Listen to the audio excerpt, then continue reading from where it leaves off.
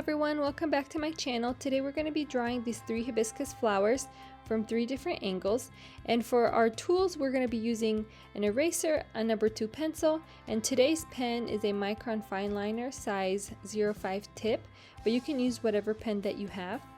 And when I draw the hibiscus flower, the way I like to get started is by first drawing the pistil or the stamen of the flower.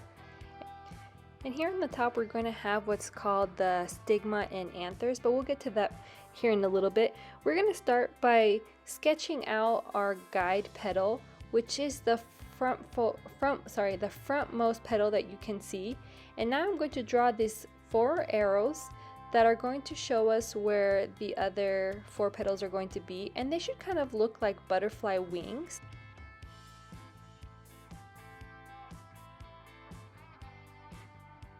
After you have drawn those 5 arrows to show you which way the petals are going to fold, go ahead and sketch out in pencil your 5 petals. And remember to add a little bit of folds and divots because you don't want it to look perfectly uniform and round.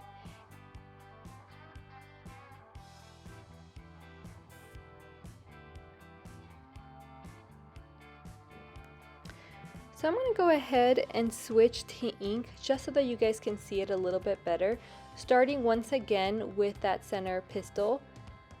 And it doesn't have to be perfectly straight. In fact, it probably looks more natural if you curve it a little bit. And now we're going to draw 4 or 5 little circles and connect it to the very top of this center. And this next part, to draw that little fluffy looking part of the hibiscus center, you're going to use little half circles or squiggles.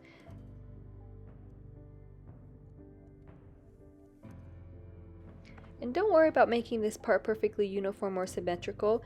These little squiggles make up that super unique hibiscus center that we all know and love.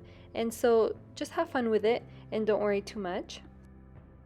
And once the center is complete, we're ready to start with our first guide petal, which is the petal closest to us, whose shape we can see completely. And my pen kind of let me down here, kind of running out of ink, but this is a wonderful pen. I love it, and if you've ever tried the Micron pens, you probably love it too. One huge perk about them is that they are waterproof, and so if you like to watercolor, this is a great pen to ink your drawings and then do watercolor without the fear of ruining your art. But anyway, moving on back to the petals, go ahead and ink over those pencils that you did, and we will add a few folds to this flower. And if you watch the peony tutorial that I shared before, all you have to do to add a petal is add an extra line towards the center. And if maybe you're wondering where you should add a fold, just look at your reference photo if you're looking at one and follow that. Or get creative. Sometimes they'll look natural, sometimes they'll look unnatural. You can always erase it.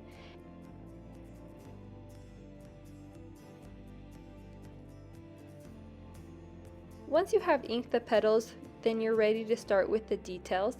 And the detail lines are critical for a flower in order to show the movement or the folds of the petals. And so this petal closest to us has detail lines kind of going 2 separate directions, showing that it's symmetrically folding back towards us, whereas the second petal is going to the side. So all those detail lines will all kind of be facing the same direction. So just a few tips as you are finishing up the detail lines of your first hibiscus.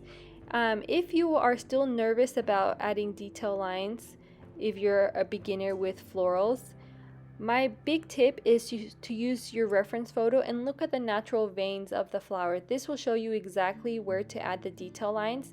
These detail lines will show the way the petal is curving, so those curvature lines, they will add that movement and the depth. Another big tip that I have is to vary the lengths of your detail lines, making sure that they're not all the exact same length.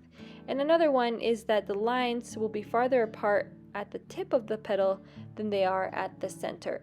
So they're closer together towards the center to kind of add that darkness, and that will add that variety and beauty in your detail lines. So now we are ready to start our second hibiscus, and this is where I have to apologize. I did not realize when I was making this video that my hand was in the way completely in large chunks of this flower, but I do pull my hand away, so don't worry, I will end up showing you the flower. But we're going to start with that pistil like we did with the first flower, but facing the other way. And I have no idea why I didn't do the arrows. I must have just had my brain in a different spot, but this flower, we're kind of looking a little bit more from the side, so that pistil is going to be sticking up out of the petals a lot more than the other one. And so we are going to do it with the ink now so that you guys can see it a little bit better.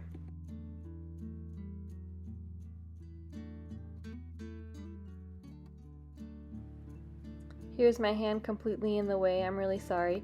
But like we did in the first one, we're going to do 4 or 5 little circles and connect it to the top of that filament that you drew. And then we're going to do those little C-shaped squiggles here that are making that fluffy center. So you've done this before, do it again. I'm really sorry about my hand.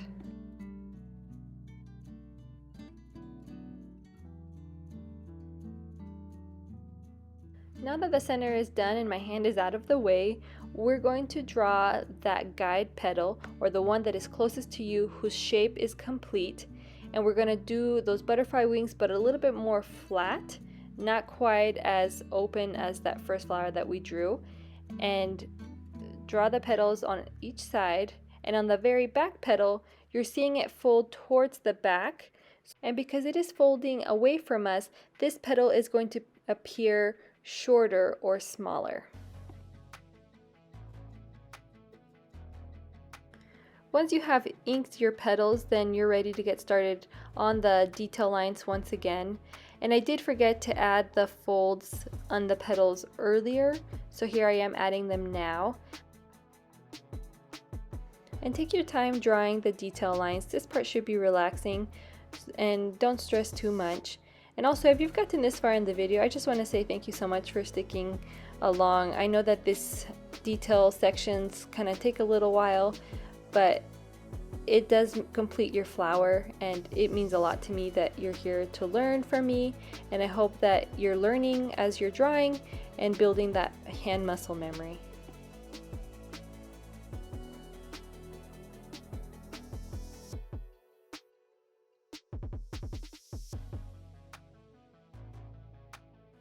Now it is time to get started with our third flower. I wanted to make this flower view unique by doing a semi-closed hibiscus flower, and so we are going to see part of the stem, and only the top part of the pistil will be showing from the top of the petals. So drawing what looks almost like a little trident, this will be that green part of the stem that goes into the flower part. I'm drawing these arrows to show you where the petals are going to be, and in this view we are kind of seeing the underside of the petals, and I'm having a really hard time as I'm making this video knowing how to describe how to draw these, so I'm going to sketch it out in pencil so that you guys can see it twice, once in pencil and once in ink, to better get an idea of how I drew this. And so these petals, you're seeing the underside once again, but make them look a little bit more dramatic, and all the bottoms should go back to that little trident that you drew in the beginning.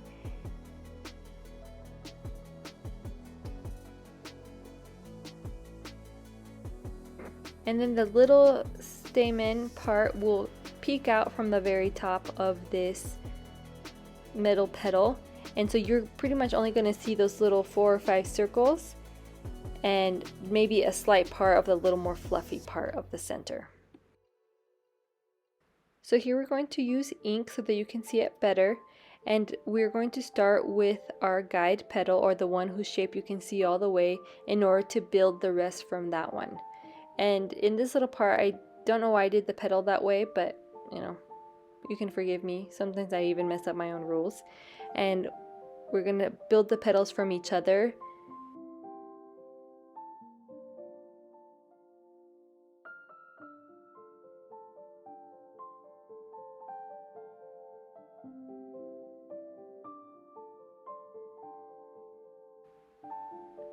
And I know that I did the center of the hibiscus flower first on all the other ones, but that's because we used it as a guide to build the rest of the petals.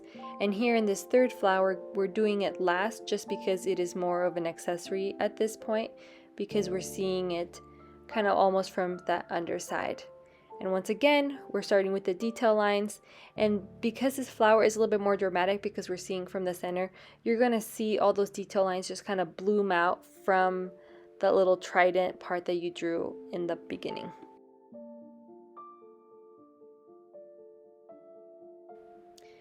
Feel free to pause or replay any part of this video or the detail lines if you are unsure where to put them.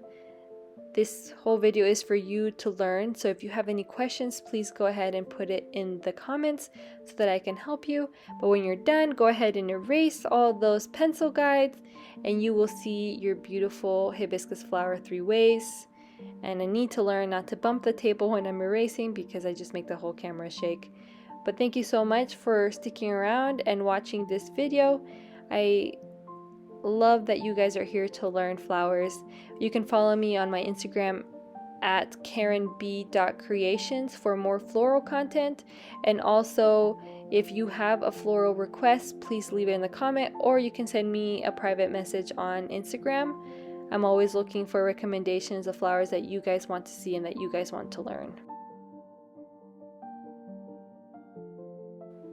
And one last thing before we finish, I know that a lot of times when people are teaching others how to draw flowers, they only draw the flowers and never the stems.